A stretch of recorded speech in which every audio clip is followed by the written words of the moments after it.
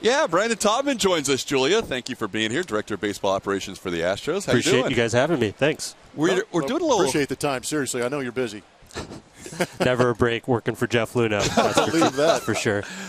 Brandon, we're on this Kids Sunday kind of breaking down the basics. We're not going to go into deep formulas. You guys have your own set of proprietary numbers, but for kids to understand the game, numbers and stats that are not normal stats seem to be getting more and more a part of the game now than they ever have been. Yep, that's definitely so. I mean, teams are always trying to find better ways to predict the future, to predict player performance and all that. And there's certainly been an evolution in the way that teams have evaluated players. And, the amount of information that's out there now is so much more vast that it really gives teams the opportunity to be a little bit craftier with figuring out how players are going to perform in the future. So those numbers are very good in evaluating talent. You're also doing a lot of the analytics to try and help the gameplay. You're trying to give your team a competitive advantage during some of these ball games. Can you talk a little bit about what you guys or how you guys manipulate some of the information and get it down to that dugout so they can use it on the field? Yeah, that's spot on. I think typically analytics has kind of been a tool to better evaluate players, but I think in recent time it's become a way to help develop our players rather. And I think there's two prime examples of that. The first is in advanced scouting. We got a couple of really talented guys that studied the tendencies of opposing teams and really prepare our players and our field staff using a lot of the analytical information so that we could be better prepared to win ball games. The second example is in player development. I'm convinced we have the best player development director in baseball, Pete Patilla, and he's done an incredible job working with our front office and our analytics team, taking all the information we have and using it not just to help predict how a player will perform in the future, but proactively helping develop their skill set so they could get here and help us win some ball games. It's really a fascinating asset to the game that has developed over the last few years. When you were immersed in derivative valuations at Ernst & Young, how did you go from there to becoming a part of a Major League Baseball team? I'm still trying to figure that out myself. But, I'm lucky that Jeff brought me in 2013 when we were a 51-win team. And seeing how far we've come from that level of play to the caliber of team we are has been the most rewarding work experience of my life, hands down. So Ernst & Young was a valuable work experience for me. I learned a lot. And, I'm just lucky that there's a way for people like me to apply those sorts of skill sets in the game these days. No, that's an excellent point. Obviously, you can play your way into the game, but you can also be smart enough to work your way into the game also. Did you have interest in baseball growing up? Oh, absolutely. My dad got me involved in Little League real early on. I'm what you typically call a non-athlete, but it doesn't mean I didn't love the game and play it for as long as I could. And then when I eventually, stopped playing baseball in high school, fantasy baseball was the way for me to keep up with the numbers. And I was a big Met fan growing up in New York and always wanted to work for a front office. So I'm lucky I got my break in 2013. Well, there are avenues now, and there's a lot of times when I struggled or other kids struggled in math or advanced geometry or trigonometry, and you're like, well, how does this apply to the real world? But there's now real-life examples of how math plays in baseball and really other sports. I mean, baseball seems to be the most furthest advanced in the analytic game. I agree with that. I think that it's because each event is kind of independent. You have a pitcher that throws the ball, batter that swings the bat, and we can measure what happens with each and every pitch that's thrown. I think the Statcast technology that I know our fans love has really changed our ability to do that. And that's because we get all sorts of cool information now. So Statcast gives us a few different things. One thing that it gives us is kind of radar gun technology on steroids. Instead of just velocity, it's giving you, spin rate, horizontal, vertical break, all that sort of stuff, and then batted ball information as well. So, the exit velocity and the hit trajectory and all that sort of stuff. And that information is collected all across organized baseball at the major league level, the minor league level, and even some of the foreign leagues like KBO in Korea and NPB in Japan have TrackMan and have Statcast. So that's providing people like me and the really talented people that I work with just a ton of information that wasn't available years ago. So, well, I've got to ask a question. We talk about exit velocity all the time. Is it important, and how is it important, or is it just something fun for us to talk about? I would say it's fun and important. We all like paying attention to how hard guys are hitting the ball. There's no doubt about that. But it is a good predictor of future, bat skill or offensive production. So it's one of the variables that we definitely pay attention to in the front office. So is it more important for a younger player or a developing player to have exit velocity as opposed to a big league player? Yep, I think no matter what level you're at, you want to be hitting the ball hard and on the line. So it doesn't matter if you're at the lowest level of little leagues or you're in the big leagues. You want to drive the ball as much as you can. Does it seem like defensive metrics have grown the most in recent years and maybe still have a little ways to go? It seems like they get better and better each year. I think that the defensive metrics that are commonly available on Baseball Reference and Fangraphs are the most deficient in terms of giving us information about how skilled a player is. They're good to have. They're good to reference, but a lot of the really talented analysts that I work with have come up with, I think, better ways to measure defensive ability than what's commonly out there. I'm very happy to hear that, by the way. Yeah, I remember from last year you got a beef with some of those, so I don't blame you. We were I don't blame talking about you. it. It's such a subjective thing, and I was looking at the numbers, and they just don't match up with some of the things that we have the opportunity to see with what you guys. Well, I think it's a credit to what you guys have done defensively with the outfield you guys have put on this field for the Houston Astros and A.J. Hinch. I appreciate that. And like I said, the Statcast information is really changing our ability to evaluate defensive ability beyond those kind of third-party stats that you're referring to, because it can give you information about route efficiency and your initial acceleration, your peak velocity when you're running, and all that sort of stuff. So it's helping us objectively measure how good outfielders and infielders are without relying on some of those statistics. We see great plays being made all over the outfield by the Astros this year. Springer made one in this series. Jake Marisnick continues to make great plays.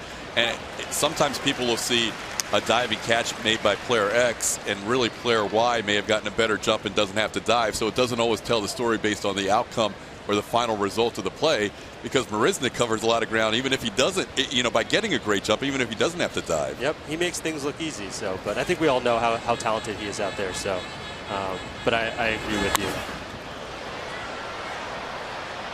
High foul ball off the bat of Lonnie Chisenhall. Chisenhall with a 3-2 count, runner on first base and 2 outs. I got to be I am a believer that batting average is a little overrated, because I like the OPS number because of the on base and the slugging. It kind of gives a little more value to those guys that are driving the baseball. Is batting average an antiquated stat? That's music to my ears. It is antiquated. I guess I nailed it. Yeah. I wouldn't say it's a altogether meaningless stat. I mean, it is measuring the rate at which a hitter gets hits. We all know hits are good, but where it misses is that it treats singles, doubles, triples, home runs like they're all equally valuable. We know that's not the case. Yeah. And the other thing it misses is on base ability. I mean, I think a big reason we've been so successful this year is we have guys drawing walks, and batting average misses on that as well. So OPS is one of the better commonly available offensive metrics. It gives you a pretty good sense of how a player is overall. It's interesting you bring up that point, because the on-base percentage has been very good. The contact rates have gone up for the Houston Astros. Now, analytics is going to tell you that there are certain guys that are better at that, but I think you guys have also kind of blended in the veteran clubhouse type guys in the Brian McCann, Josh Reddick, and Carlos Beltrons. Talk about working in some of the baseball mind with the analytic mind that's going on in what you guys are doing. So a couple of things. I think first of all, last year we were very much a feast or famine team. A lot of home runs and walks and strikeouts. They call those the 3 true outcomes. This year we have, I think, just better hitters, guys that create value in all different sorts of ways. But one of those ways which doesn't show up in any of the sort of work that me and my colleagues do in the front office is the kind of clubhouse presence and leadership. And it's been a real pleasure watching guys when I have the opportunity in the clubhouse or at batting practice, like Carlos Beltran and Brian McCann, who impart their wisdom on the younger guys. And we'll never have a way of really quantifying that, but I believe more so than ever that it's real, and it's a big reason why we're off to such a good start. Swing and miss percentage is so important. You guys have a lot of guys that can get a lot of swings and misses, and you have had better contact this year. You look at this Cleveland team, is that what makes them pretty special too? A guy like Salazar with a big swing and miss percentage? I think so. I think they've constructed their team similar to the way that we have constructed ours. And I know a lot of their guys in the front office, and they're a very talented group. I think they're going around about their business the right way. That's the tough part, right? You try and stay ahead of the curve of everybody, and everybody's so sharp around the league now. It's never ending. There's consistent paranoia about your competitors catching up. So we're trying to do all we can to stay one step ahead. And I give Jeff a lot of credit for trusting us to do that sort of work and putting resources into the front office and the analytics group. And Ball thrown into center field. Altuve and Encarnacion got tied up. Edwin claiming he was interfered with, but no signal from the second base umpire Jim Reynolds. So just goes as a wild pickoff throw and no advancement. Although Terry Francona wants to have a word with Jim Reynolds. It almost looked like Jim Reynolds looked at Encarnacion at second base and said, "Hey man, I know your speed. There's no way you would have made it." Here's another look, Blummer. What do you think? Just some inadvertent contact. I don't think Altuve was doing anything to obstruct Encarnacion. The throw took him into that baseline. But I'm sure Terry Francona is trying to argue to the fact that if it wasn't for Altuve being in that position, Encarnacion might have made it an extra 90 feet. But it's tough to argue when the ball goes straight to the center fielder and George Springer has a cannon. So it works out where the Astros don't give up any additional 90 feet in that situation. First and second with 2 outs after a couple of ground outs and a couple of walks. Musgrove now with a 2-1 count on Yan Gomes. Is there a way to... Gomes sends one deep to left field, and this ball is up on the train tracks. Gomes hit one off the top of the wall in left field his first time up, but now he hits a 3-run home run. So he has accounted for 4 of the 5 Indians runs, and they lead at 5-1. Can you quickly calculate your Booth ERA? Oh man, I'm just kidding with you. I'm just kidding. No, that's tough to do. Talking about the swing and miss stuff, how do you calculate, or how do you guys go about trying to figure out if a guy is a swing and miss type guy? Fortunately, the Statcast provides a lot of that information, so we can, go to the level of understanding swing and miss tendencies by pitch type or, plate location, stuff like that. That's a lot of the information that our advanced scouts use to help prepare the team. Do they have that kind of analytics down in the minor leagues? I think we do because, Jeff has put the right people in place and resourced accordingly. But we're doing our best to, all the best practices that we have at the major league level, we do our best to push that all the way down to the DSL. Yeah, it's impressive to see how much more has that developed throughout the minor leagues. Is it each year it's getting more and more prevalent? Yes.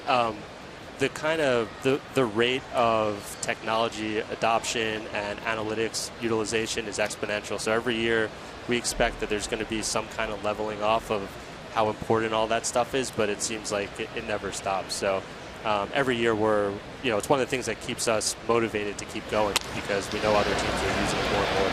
Brandon, we really appreciate the time. This is a teaching day for us on a Kids Sunday, and you really gave a lot of great information. Thanks for having me. I really appreciate it, guys. No, it is good stuff. Thanks for giving us a little bit of the insight that you guys have going on. Anytime. Brandon Taubman, Director of Baseball Operations for the Astros. We are through 2.5.